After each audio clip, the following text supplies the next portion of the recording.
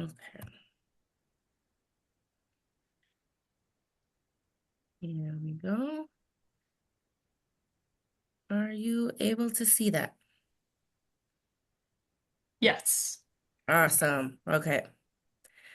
All right. Well, welcome everyone to the 2026 Producer Information Meeting for the Great Lakes Intertribal Food Coalition. My name is Stephanie Dodge. I work as the um, Intertribal Food Systems Coordinator. Forgot my own title for a minute. Um, Along with Kara, overseeing the Tribal Elder Food Box program, and then we'll introduce a couple new programs that we're working on this year, explain some changes with Tribal Elder Food Box, just a few updates. But if you've joined our info session in the past, some of this will be a little bit repetitive for you, but no problem. We'll get through it. Okay, so GLIFC programs. Most of you are aware of the Tribal Elder Food Box program that's been in operation for 5 years now. Um, and I'll explain more of the program details as we continue. We're also starting, and we piloted this last year too, the first foods program, and then we'll explain a little bit, I think, about ILA, right? Yeah, maybe. So many of Yeah. you for, Sorry, yeah. I'm just jumping already. Uh, Hi everyone, I'm Kara. Oh, yeah, you should The have had my intro. You're good. Sorry. I know everyone. But can you go back really quick, Steph? We're mainly focusing on Tribal Other Food Box program tonight. We have a couple slides about first foods, but main thing to know is just we have a couple different programs. The latter two are in their pilot stages right now, and so um, we'll be sending out communication as the season is going, but just so you know that there are other programs, a couple of different opportunities for different sizes of producers, whether you're producing at a smaller scale or a bigger scale. Steph and I might make some decisions as to which of these programs best works for you, but we just wanted to make sure people knew that there's a couple different things going on. Awesome. Thank you for that, Kara. And jump in. Feel free. Okay. So program details, Elder Food Box runs usually around mid-May, end of May to December. We've done a winter distribution the last 2 years in January. Um, Bi-weekly distributions. We've expanded to 26 sites, serving all tribal communities, rural and urban. And this year we put out some box count information to our distributors and probably will increase the box count to 2,200. So, excuse me, for some of our really small producers, right, we can again work with you to help fill that order. Don't feel like you need to meet that quota if that's beyond your capacity. So, just want to make that aware. That's one of the biggest changes for the upcoming season is the box count. Yes, and yeah, thank you for that, Steph. Just emphasizing, and we'll go through. We have a slide about the availability forms later, but when you're thinking through what products you're going to sell, and what you're looking to grow for the programs, just remember, like we mentioned, there's a couple different options, couple different programs this year, at different scales. Also for Tribal Day Food Box, we have many times in the past had 4 or 5 growers collaborating together on an order for, say, carrots or tomatoes or something to get a full order of 2,000 and was what we were doing last year. And this year we're looking for 2,200 based on an increased need of elders needing just every site really needed more boxes than we've gotten in the past, and our funding allows for it. So just keep in mind if you're like, there's no way I could hit 2,000, I can't be part of this program. That's not the case. Just want to really emphasize that Right. Thank we can you. work with you. Yeah, our program's pretty popular. We have people that are excited to turn 55 so they can get their boxes. So it's like there's a demand out there for sure. Just a little bit insight on the overview of the program over the last 5 years, and the growth that we have undergone regarding um, expansion with distribution routes, increasing our producers, both local and indigenous, and then an approximity of how much funding is returned back to our tribal producers. And let's see, in 2025, the program circulated over 2.3 million to the local economy, which I think is huge. So kudos to all of you for being a part of this program and contributing to that amazing number. Do you have something you want to add, Kara? Are you good? Okay, cool. All right. Did my computer freeze? It's not moving. Okay, here we go. So here are the dates for the Elder Food Box program calendar. These will also be on the website for you to view if you want to download it or print out a copy. So again, we're looking at starting the end of May, and then we try to avoid like major holidays, and things like that.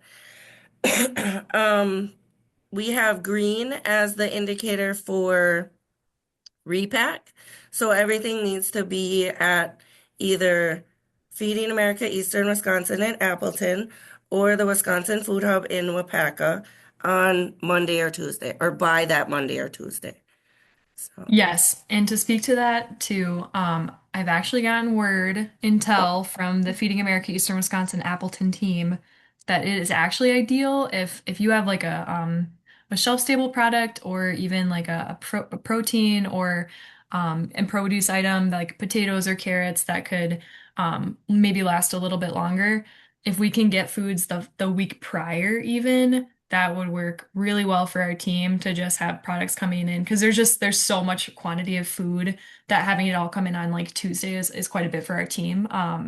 If it needs to come in Tuesday, that's totally fine. But just so you know that there's a lot of flexibility Monday, Tuesday. If there's like one of these holidays or something on a Monday, if we could get it the week before, that's ideal. So not everything's coming on Tuesday. Just wanted to note that. thank you. Okay. So typically inside an Elder Food Box, there's 2 to 3 proteins, ranging from fish, pork, beef, bison, elk. Um, I think that's most of it. Oh, dry beans, chickens, and then 8 to 10 produce, various produce regarding the season, and then 2 to 3 shelf stables. And we try to align it in a array of foods that will complete like a meal or assign a recipe with it too. So it's a little bit of the contents. Feedback from the elder survey. Excuse me. So here's a little bit of the favorite foods that our elders are indicating. However, I don't think there was a food that was really disliked besides, what was it, bok choy like 2 years ago or something? Or no, kale. We inundated them with kale that one year. We just overdid it. Yeah, we just overdid it with kale. So here's a kind of indicator of what some of the favorite foods are for our elders. Pretty typical. Um, and then I won't read all of these, but I can give you a minute to kind of read them over if you want. But here are some of the quotes from our elders, and Kara and I have received feedback from you all on how they reach out to you, they send letters, they call, um, want more product, things like that. So I think it's really great the reciprocity that this program has with the elders and the producers. So I'll just say that much.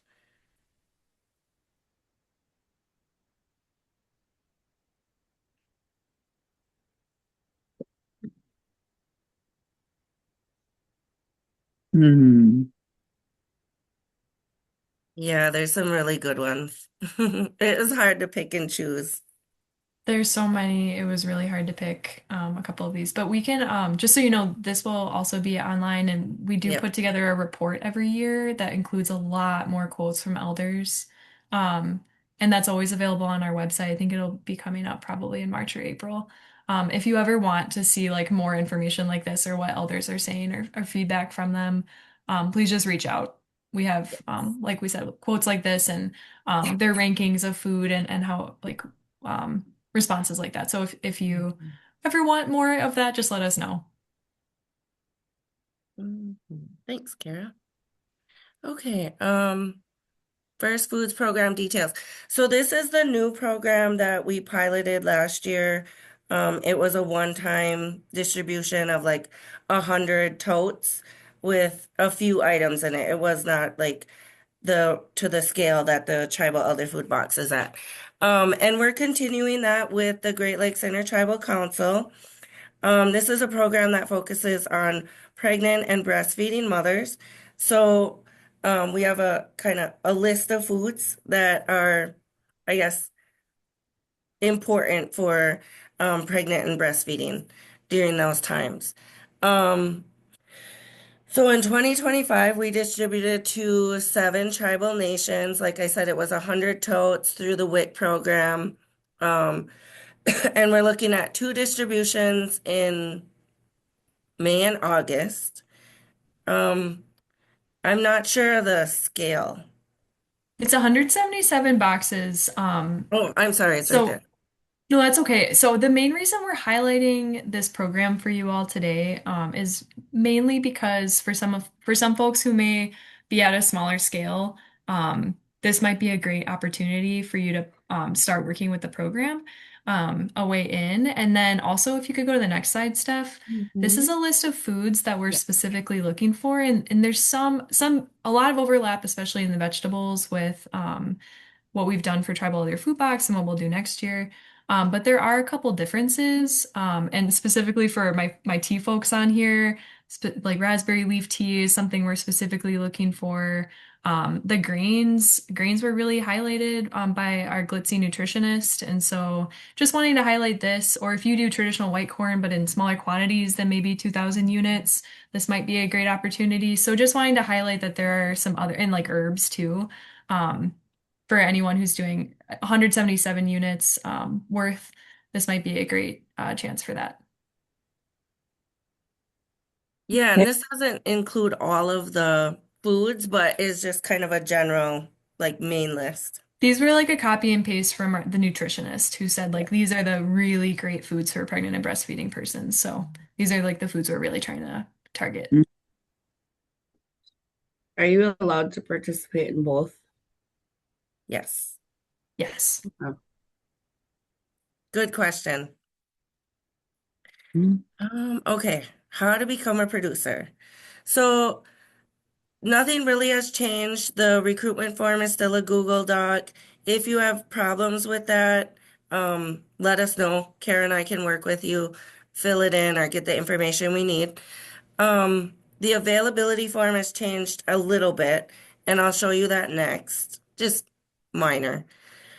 And then the MOU. So that's the agreement with you and Feeding America. So that needs to be signed before any orders are invoiced, basically.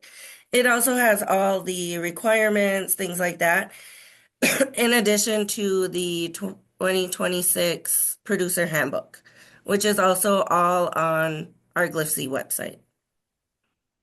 And we did make so the recruitment form, the availability form, and the MOU are designed to encompass all three of the programs we've kind of talked about tonight. So both the First Foods and Tribal Elder Food Box basically just include everything that you might have in different quantities there, and we'll see if you're implying that you might have something in much smaller quantity, maybe then that's where we'll say this is probably a really great opportunity for First Foods if it falls in that like timeline that we're looking at, and or not, maybe it works for the Tribal Elder Food Box. So that's kind of and if you want to indicate on there, like I really want this to be for First Foods or something like that, just let you can feel free to indicate that in the form too. But these are designed to encompass all of the GLIFC programs, not just be Tribal Other Food Box specific. Um, and I Yes, see a thank you for question in that. here. Oh, Oh, I I can't see see a the question. chat. Oh, Sorry. that's okay. We did open the availability form. It's on the website live. So if you go to that link in the chat, and I can relink it too. And actually I can just share a link to it Can we directly. see it? I clicked on the link. Can you see it? If you go to producers, Okay. Producer producer info. info, and then scroll down. Mm-hmm. So the only Oh. things that aren't currently linked for everybody are the info session recording because it's currently recording and the info session slideshow, which we will link once the recording is up. But the handbook is linked. The pricing guidelines we didn't update. They're the same as last year because we mostly just work with everyone individually. And so it really is just a guidelines, but we'll work with you individually on pricing. Um, but really, if you have like questions about where you should be because you've never priced something before, that's pretty helpful to get a baseline.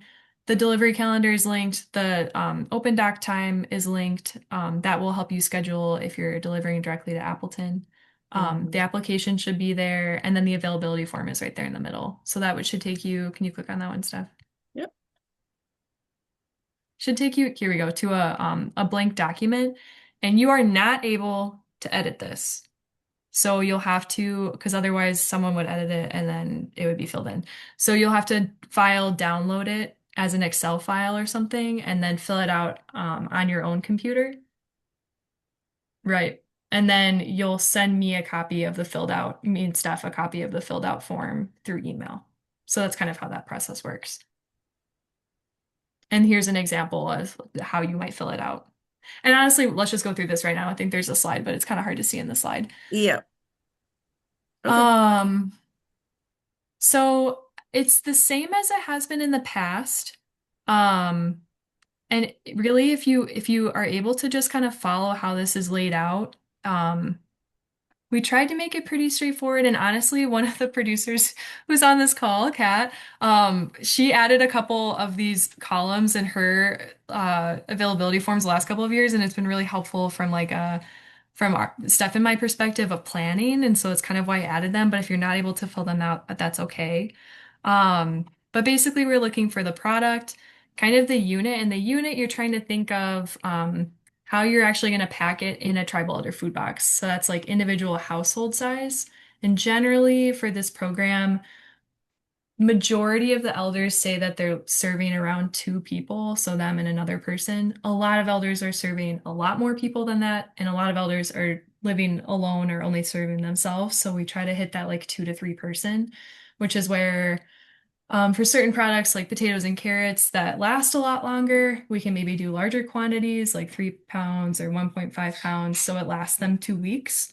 Where lettuce, we'd want to do less because it goes bad really quickly, and then people who are living alone can't go through all that. So, anyways, that's kind of like how you can determine what you would put in a box, but it's generally retail size. The pounds per unit is that if you know the amount of pounds that would be, so like a head of lettuce, if you can weigh it like in your kitchen or something to just give us an idea of how much it might weigh. It gets really tricky when it's like beets, for example. I should have put one of the trickier ones on here, but if we're doing like beets would be the product, then your unit per tribal other food box would be like a bunch. So then it's really helpful if Steph and I can know like what one of your bunches of beets weighs because people can grow really big beets or like kind of smaller beets or medium-sized beets. And so like if you have an idea of an average of your beet bunches weights, that helps us know because we have to calculate then like what the cost per pound is or what the cost per bunch is, and then we can do all those maths. So if you have questions about that as you're working through this form or just in general, please feel free to reach out. I know it's difficult, but it really is helpful to kind of work this out on the front end as much as we can. And then generally, there are specific ways that you're packing cases. We're trying to follow as much wholesale standard as we can. A lot of that is in the MOU. It's also in the producer handbook. So if you have questions about how you should be packing these things, please check there.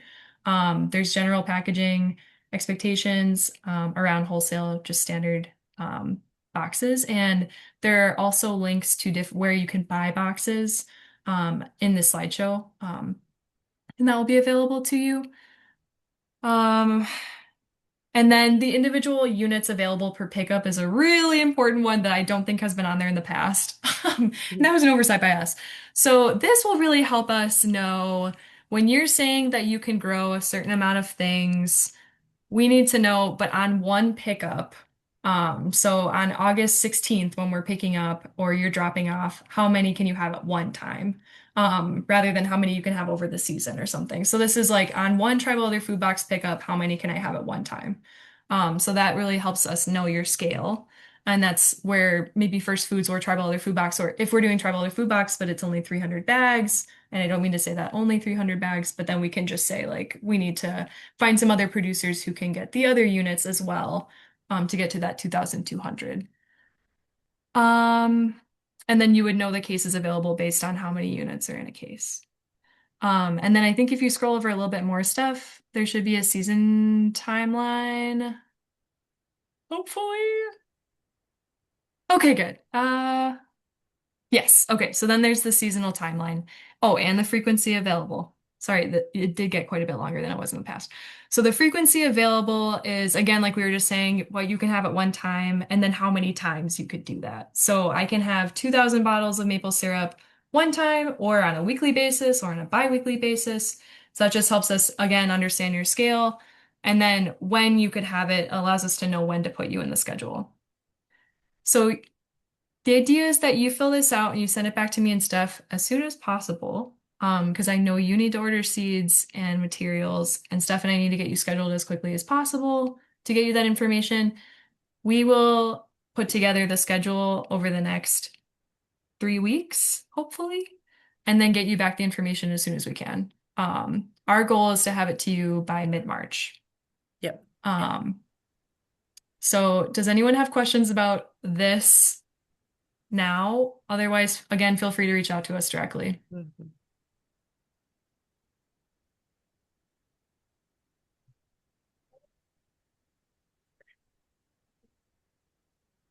Oh, I see one. I think, Pam, I see your question about Excel. You should be able to make a copy as a Google Excel too. So as long as you have access to like Google Excel, it should work. Like I think you can make a copy. Yeah, if you hit that button that says make a copy, it should make a copy as a Google Excel. If that still doesn't work for you, just let me know, and we can try to work through it. Okay, thank you.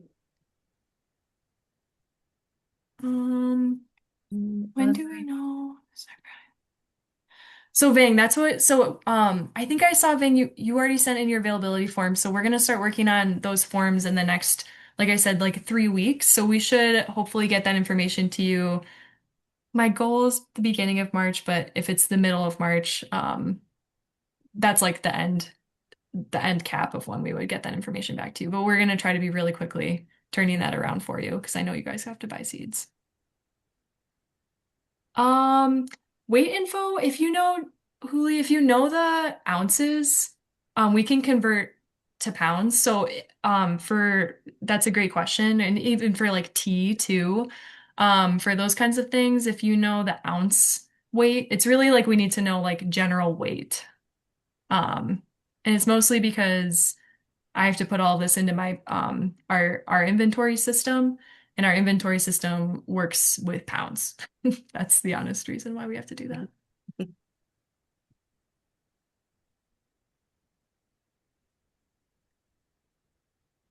Did I can go back?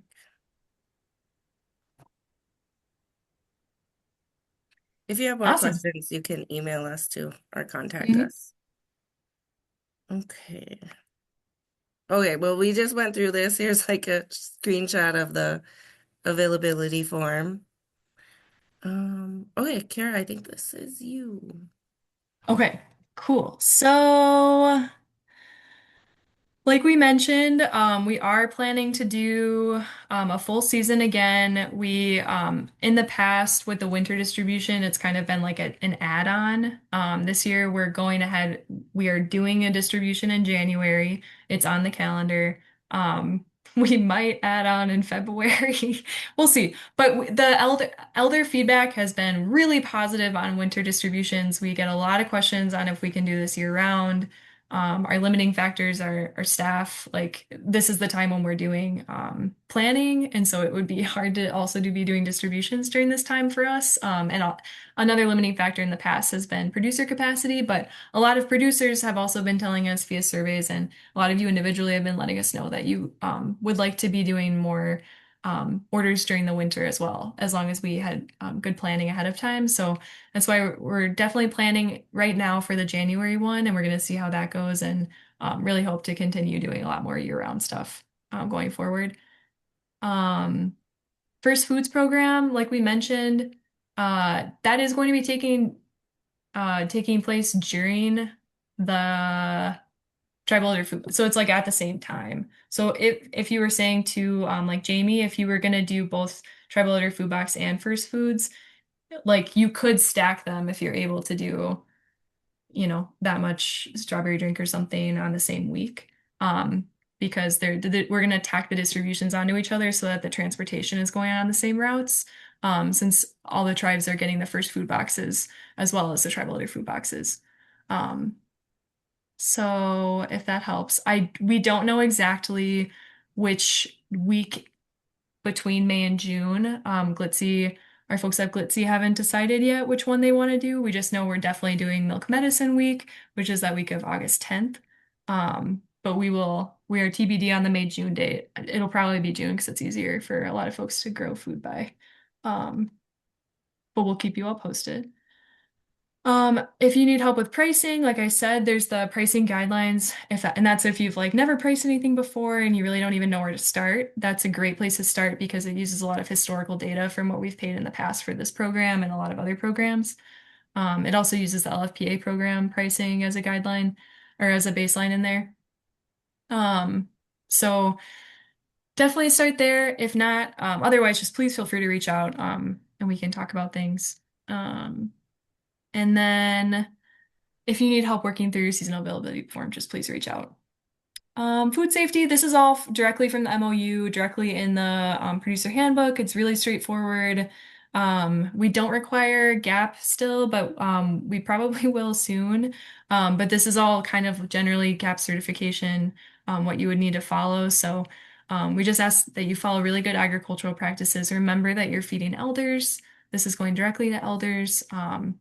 So just when you're preparing any of your products, we need it all to be washed. We can't take any products that are not washed. So, like if you have potatoes or like beets, there can't be loose dirt. It all needs to be clean. Minimally processed foods need to be compliant with local and state and tribal requirements for minimally processed foods. There needs to be labeling. If you're doing like bulk vegetables, then the cases need to be labeled accurately. If anything is packaged at all, the package needs to have a label. Labeling requirements are on our next slide. And then just for meat and poultry and fish, everything has to be frozen solid upon delivery. Um, if it's thawed at all, like we do temp monitor everything, so does the Wisconsin Food Hub Cooperative. If it's not within temp, it can be rejected and it will be rejected. If you say you are a meat processor or a meat producer and you have a processor, but you don't have a refrigerated vehicle or a freezer vehicle to transport that food from the processor to either the food hub or to our facility in Appleton, please just let us know. The food hub does a lot of trucking for us on behalf of producers.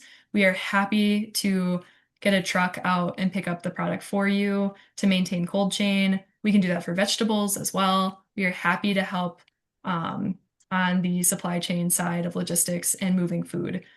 If you are not able to do it safely, please just let us know. And yeah, I think we can go to the next slide. Packaging expectations. So like I mentioned, you need to be using clean boxes. If you are reusing boxes, which is okay, just make sure that you are using a clean plastic liner. I know it's wasteful. It sucks, I know, but it's the rules. These are kind of the packaging expectations for sizing. Um, Please never deliver anything that's in a box that weighs more than 50 pounds. Um, 50 pounds is a general size to not exceed. Um, Orders should be palletized. If you are unable to palletize and you need something to be palletized, like if the food hub, for example, is picking up from your farm and you need the food hub to be palletizing on site, just that's okay. We can do that. We just need to know ahead of time because they need to be bringing the right equipment to do that. So just let us know if that needs to happen, or if you are delivering an order to Feeding America Eastern Wisconsin or Wapaka and you are delivering in a van and you know that your products are not going to be palletized when they are being delivered, like they're going to be hand unloaded, just let us know ahead of time because we might direct you to a different dock door or a different way to unload. Just again, it's all about communication. Just let us know. We're very flexible. We really want to work with you and want to make it work. We just need to know a lot of these things ahead of time so we can plan for them in the best ways. Yeah, we can move on to the next one. Again, packaging best practice, wash everything, clean water, clean liners, clean boxes, clean bins. We have had people deliver in bins, like reusable bins, and then we've been able to return the bins to them. That is an option. It's very not ideal. Oftentimes we'll probably need you to pick up your own bins or your own boxes if you are reusing boxes. Like we've done that with a couple of folks. Um, I know those Wax Bushel boxes are really expensive. So if you are going to have us try and reuse the boxes, you'll have to communicate that to us ahead of time. We'll have to break them down for you, and then you'll likely have to come pick them up, and it'll have to be pretty quick, because we don't have a lot of storage space in our warehouse. So again, if that's a situation that applies to you, please just reach out and communicate ahead of time, and just know that that will be an expectation. Um, and then if you're picking produce, remember you need to get the field heat out of there and you need to be storing it in a cooler. If you have any issues with doing that or you don't have a cooler or something like that, just reach out and communicate to us so we can try and figure out how to circumvent that or work with you. Because that's really important for food safety and the longevity of your produce. Okay. This is the labeling. This is really important. Please do this, you guys. Please label everything. If it's not labeled when we get it, this has happened a couple of times in the past where we've received um, value-added products that were not labeled per bottle, per jar, so that everyone knows. With every tribal elder food box that goes out, we send a newsletter that Steph and I write. Actually, Steph writes them. Yeah, Steph writes them. And basically, they have a list of all the farms and all the foods that are going into every box. And we have to have that put together like the week before to send it to the printers. And the elders love the newsletters, but it does say everything that's going to be in the box. So if we have to cancel something last minute, like the elders do ask us a lot of questions. They're like, we didn't get the honey. The honey was supposed to be in there. So again, if something comes in and it's not labeled, we can't put it in the box. We have to label it. So we will have to have you create labels and send them to us, and it will delay the product going in the box, and then elders will not know where your product is, and it's a whole thing. And so please just make sure your stuff is labeled. Okay. If you have questions about labeling, please let us know. Also, still on labeling, if again, we really just want to work with you, and if labeling is like your huge bottleneck, we have volunteers at Feeding America Eastern Wisconsin and Appleton. Volunteers love to work with this program.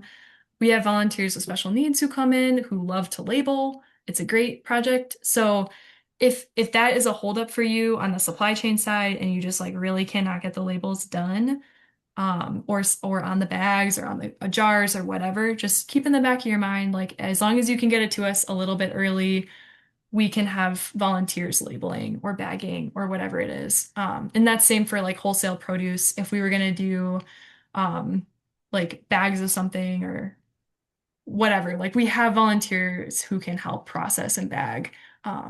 So just keep that in mind. We just have to plan for it and you just have to communicate with us. Okay. I'm off my soapbox on labeling. If you need help buying packaging, just let us know. These are a couple recommendations. The Food Hub is great. I think that they still do that. I should have double checked with them. I know they were buying packaging for a lot of producers during LFPA. I'm not sure if they're still doing that. If anyone knows, let me know. If you are not having success, I know the local produce auctions are really great for this, and we also have a lot of producers on this call right now who have a lot of experience buying boxes. So again, if you are having trouble, we can connect you honestly with some producers who grow the same thing as you or produce the same thing, and they can probably help you better than we can. Um, okay. Delivery guidelines. Again, like we've been mentioning, there's a couple different ways you can deliver, a couple different locations. And also we are very okay doing pickups as well. But if you're delivering, you can either deliver to the Wisconsin Food Hub Cooperative, which is located in Wapaka, or Feeding America Eastern Wisconsin, which is located in Appleton. General rules are if you have a frozen product, so you have a frozen meat, a frozen value-added product, frozen berries, that can go directly to the Food Hub Cooperative because that does not get packed into the boxes. That is held separate. Same goes with eggs actually too. Eggs would not go in the boxes, so those can be separate. So that stuff can go directly to the Food Hub so that it doesn't have to move around a million times, and it will just go out directly from the Food Hub. All produce or value-added products that are going to be packed into the boxes could be delivered directly to Appleton. Um, if you are delivering directly to Appleton, we ask that you schedule an open doc that is linked on our website. It's very simple. You just go in. If it's your first time, you'll have to create a free account. It is very simple for those who have done it. They can attest, but it just helps us know like when you're coming. And if not, just if you even let me know, I'll schedule it for you. Dock height trucks are preferred, but again, if you do not have one, you have a van, that is totally okay. We do that for a lot of producers. We just ask that you let us know ahead of time so that we have the right amount of people there to assist hand unloading and we can get you to the right dock door. Um, if you're Yeah. deliver, oh yeah, Oh, no, go question? ahead. I was just gonna say, and if you have hiccups, weather, whatever, we understand. We've had producers have snags on the way to delivery. Again, contact Kara or I, or Isabel is the new one that's kind of taking over the volunteers at Feeding America Eastern Wisconsin. We'll have her contact on there too, um, so that we're aware. Sometimes you need to drop it off early, things like that. Things run late. Again, just try and reach out and we'll work with you. Totally. Yes. And really just the biggest thing is, I've said that a bunch of times, I'm sorry. One of the biggest things is the times that our docks close. So when you are reaching out to schedule, and honestly, it'll probably be me emailing you annoyingly, asking you when you're going to deliver. Um, it just needs to be within the dock times. And so that's like, because we just won't have staff there. So if you get there after, like no one will be there to unload you, and that will stink. So our last time I think is like 2:30. So you have to be there before 2:30. So the last time to schedule is 1:30. Um, generally we try to do one because people show up late. And then, but you can come really early. So if you're an early person, that's great. So just again, just communication is key. With the food hub, you can schedule with Tara. Otherwise, they have an email. I think it's called like transport at Wisconsin Food Hub. Um, we have all this information. We're happy to share it at any time. So don't feel like you need to have all of this right now. But these are just kind of general guidelines. Um, so then again with aggregation, if you need help with pickup, or delivery, a big thing is our grants have been a lot more strict lately in that they only allow us to charge food. And so in your invoice to us, if you invoice a line item that says like your food product, like carrots, and then a second line item that says transportation, our grants will not reimburse us for the transportation line. They'll only reimburse us for the food line. So what we've been working with producers the last couple of years is to work that transportation cost. It's not that we're not going to pay it, but we want you to work that cost into the cost of the food. So if it costs you $2, you're going to charge us $2 a bunch for carrots, and then transportation is $150. You just have to work that 150 into the cost of carrots. So maybe carrots are $2.05 or something a pound, so that that cost is wrapped in. So that's really important to make sure that we get reimbursed for paying you and you get reimbursed for your delivery cost or for pickup. Same with the food hub. If the food hub is picking up for you, and these are updated costs, I'm pretty sure this is what it's going to be, but we'll keep we'll keep you posted because Courtney, you're right, and they're yeah. Um, I don't know exactly. I'm pretty sure these are, yeah, Courtney, these are like the most updated ones, but we might get a better cost than this. I'm not sure. All that is to say, these are the updated costs from the Food Hub if you're not a member. So if you're not a member with them, this is what they'll charge you if you have them pick up a pallet or two pallets or up to seven pallets for you. That's what you would get charged per pallet. And the Food Hub has been invoicing farmers directly. So if the Food Hub picks up for you, you'll need to make sure you know how much the Food Hub is going to charge you for that pickup so that you can, on the front end, add that cost into what you're charging us. Because you'll get an invoice from the Food Hub then for the transportation they did for you. Please let me know if that didn't make sense, but we'll work with you. We just also need you to know that the Food Hub will, if they are doing pickups or aggregation for you, they will charge you directly. So you will receive an invoice from them. So you'll have to know what they're going to charge you so you can include that in your food invoice to us. Um, yes. And again, just let me know if that didn't make sense. Here's for invoicing. So we have a blank invoice and a blank BOL included in the MOU, which you all have to sign. There's also at the end of the MOU, there's a food safety letter of guarantee. A lot of people will never see it, but please sign it. It's basically just like you'll follow food safety in general. But there's also blank invoices, blank BOLs. You don't have to use these templates. If you have your own invoice template for your business, for your farm, feel free to use that. This is just for those who never have invoiced before, maybe don't know they don't have one. So feel free to use this or use this to make your own. But just make sure you're charging it to us at Feeding America Eastern Wisconsin. I did make this pretty vague in the invoice you'll see for Great Lakes Intertribal Food Coalition. It's not specific to tribal other food banks because this could be used for other programs as well. Feel free to make it specific. It doesn't matter. Um, yeah, I think that's good. MOU thing, we'll just ask that you sign that before your first order. So hopefully our goal is to have a signed MOU from you before we pay you your first invoice for orders for the season. Um, Product liability insurance. We won't let you not work with the program if you don't have it. I know it's hard. I know it's expensive to get, but it's really important that farmers have product liability insurance. So we really prefer that producers have this.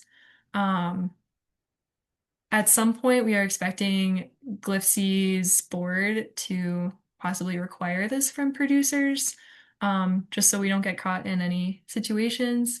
So just want people to be aware that this is something to definitely be thinking about if you don't have it already. It's something we really, really recommend that you have. And if you have questions about it, please reach out. We have a lot of people who do technical assistance work and have more information on this.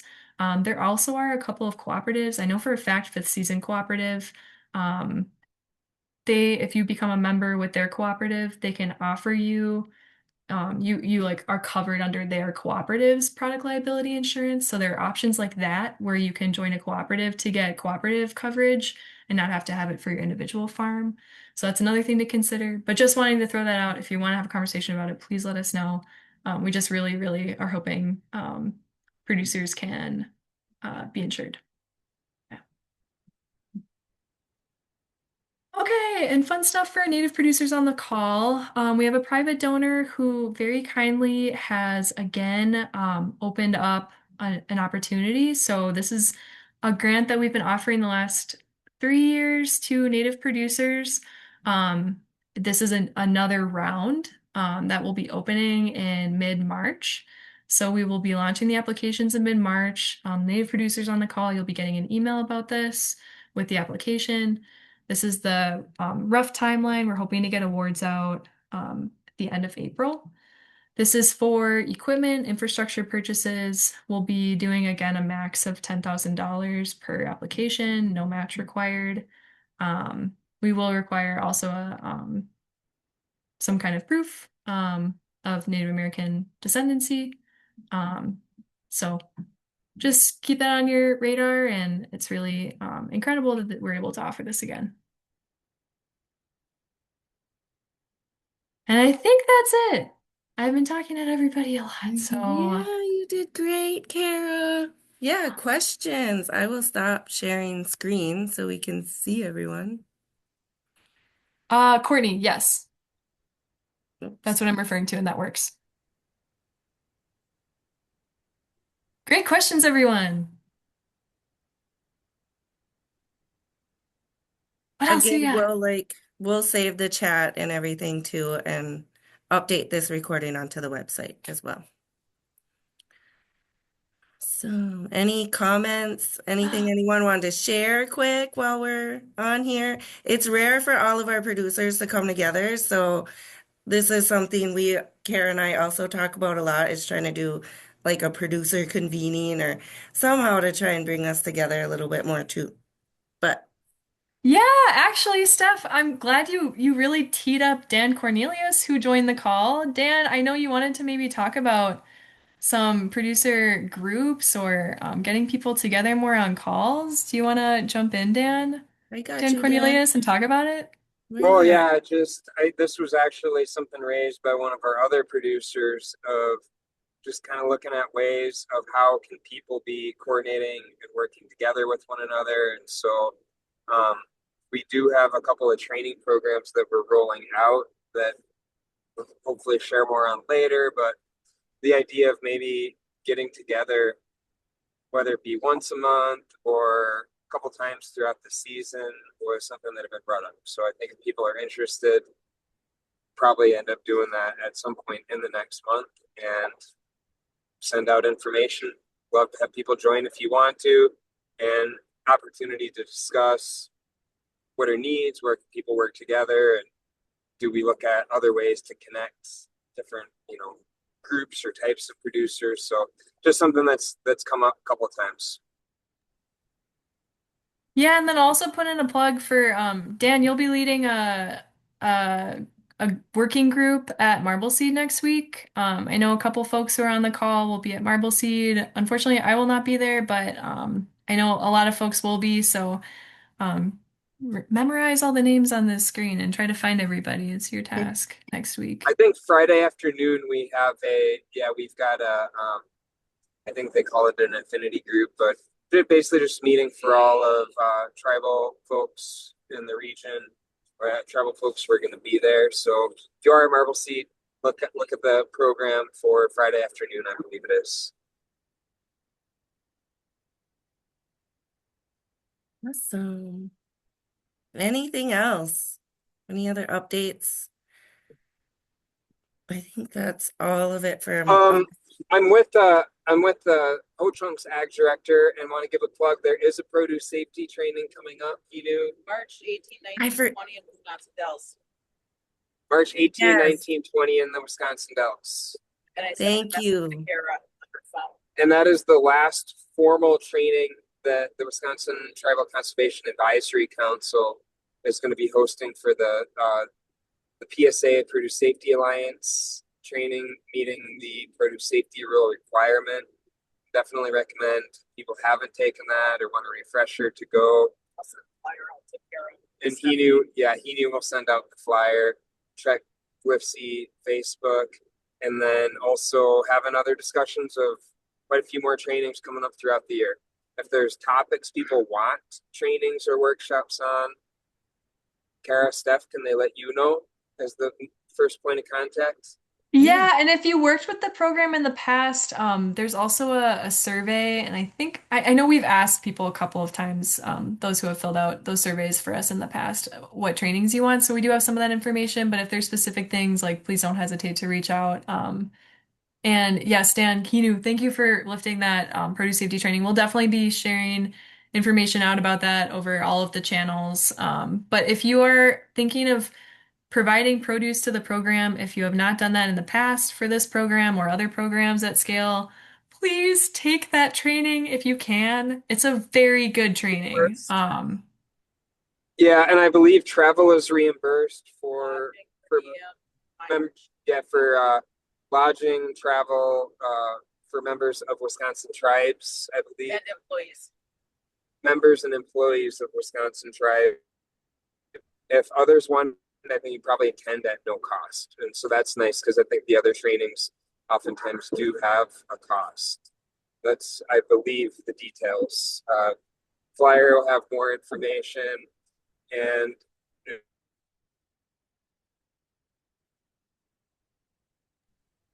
Yeah, so that There, again is the produce safety. gathering here. Oh, you cut out, Dan. Sorry. I'm Go ahead, not Steph. sure.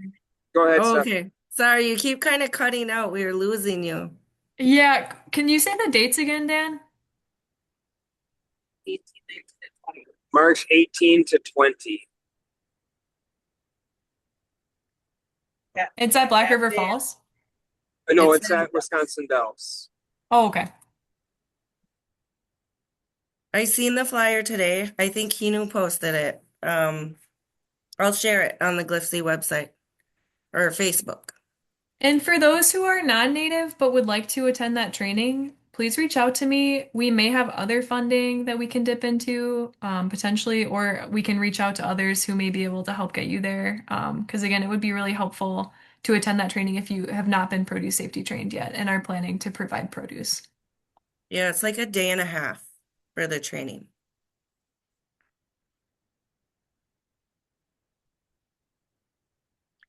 And Karen and I will send out reminders on upcoming trainings and grants, any other information that's pertinent on our listserv. So, Emu had one other announcement too. Ho-Chunk is hosting WeWIC, Wisconsin Women in Conservation, in August, and we're going to be talking about no-till practices and cover crop termination using silage tarp. We'll get that out to you too. awesome. Thank you, Hinu. Yeah, so again, all of this will be as more information comes out, we'll be sharing all of this as well.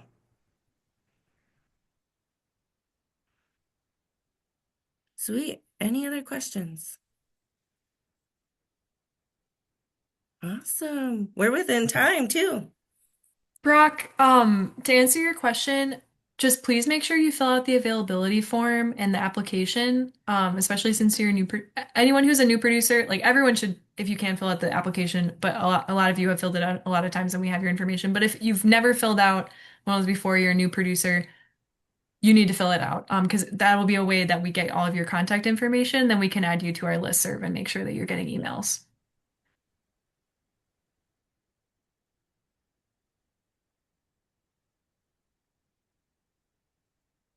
Sweet.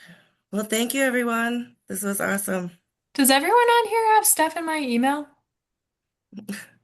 Good question. Think I'll put it's, mine in the chat really quick, and then yeah, I can there's do also, we might also email you from this email. admin. And then Steph's. Save these emails. Oh, Okay. awesome. Thanks, everyone. Please feel free to let us know if you have any other questions now or later or anytime. We're happy to meet one-on-one as well.